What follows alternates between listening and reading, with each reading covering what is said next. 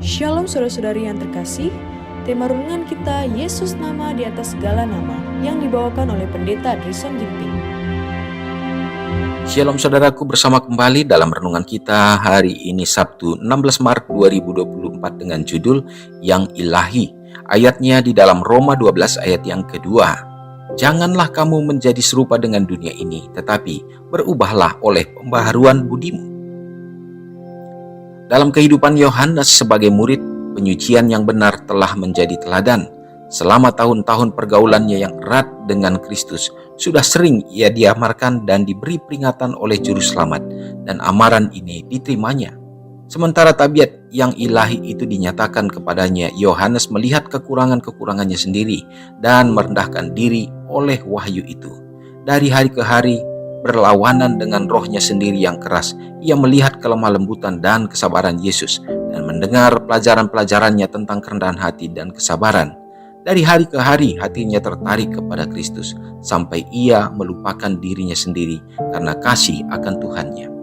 Kuasa dan kelemah lembutan, keagungan dan kerendahan, kekuatan dan kesabaran yang dilihatnya dalam kehidupan sehari-hari dari anak Allah memenuhi jiwanya dengan kekaguman. Ia menyerahkan perangainya yang pemarah dan ambisius itu kepada kuasa Kristus yang mengubahkan, dan kasih ilahi mengerjakan di dalamnya suatu perubahan tabiat. Dalam perbedaan yang mencolok kepada penyucian yang dikerjakan dalam kehidupan Yohanes adalah pengalaman teman sesama murid Yudas sebagai rekannya. Yudas mengaku sebagai seorang murid Kristus, tetapi ia hanya memiliki suatu bentuk peribadatan. Ia merasakan keindahan tabiat Kristus dan sering sedang ia mendengarkan perkataan Juru Selamat, keyakinan datang kepadanya, tetapi ia tidak mau merendahkan hatinya dan mengaku dosa-dosanya. Oleh menolak pengaruh ilahi, ia tidak menghormati Tuhannya yang pura-pura dikasihinya. Yohanes memerangi dengan sungguh-sungguh terhadap kesalahan-kesalahannya, tetapi Yudas melanggar kata hatinya dengan menyerah kepada pencobaan. Yohanes dan Yudas adalah wakil dari mereka yang mengaku pengikut-pengikut Kristus. Kedua murid ini mempunyai kesempatan yang sama untuk mempelajari dan mengikuti contoh ilahi. Keduanya berhubungan erat dengan Yesus dan mendapat kesempatan untuk mendengarkan ajarannya.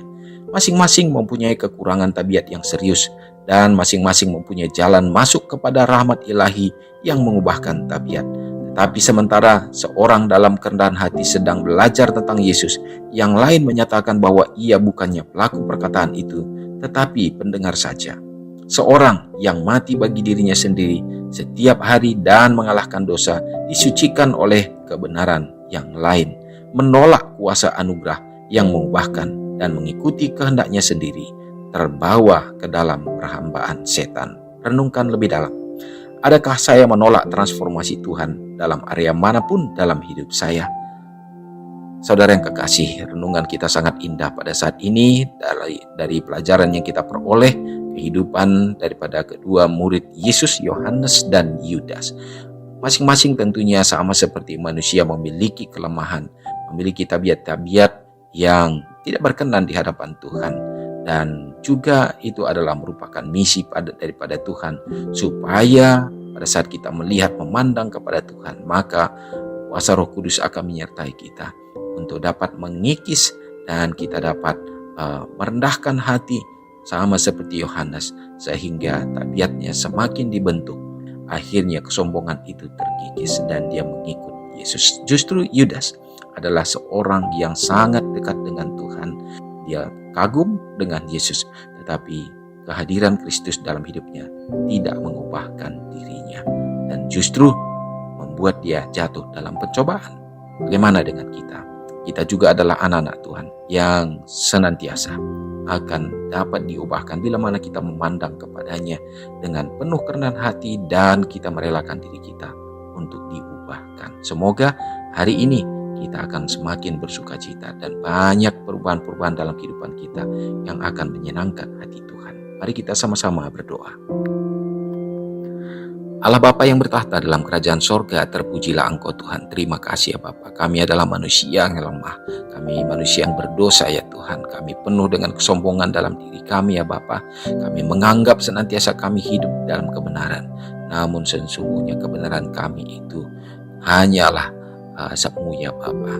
Tanpa Kristus, tanpa hidup di dalam Tuhan, kami akan hidup di dalam kehidupan kerohanian yang penuh dengan kesombongan. Kami rindu ya Bapa, biarlah kami diubahkan seperti pelajaran yang kami dapatkan saat ini. Tolong kami ya Bapa, supaya pada saat kami melihat Tuhan, melihat Yesus, maka kami mengikuti jejak-jejak-Mu.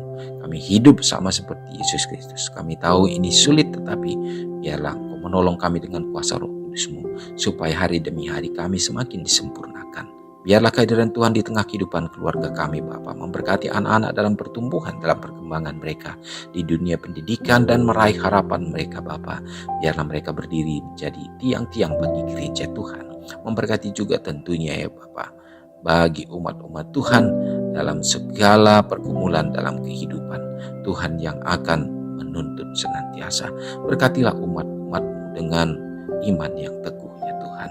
Demikian juga menghadapi goncangan-goncangan dari setan di akhir zaman ini.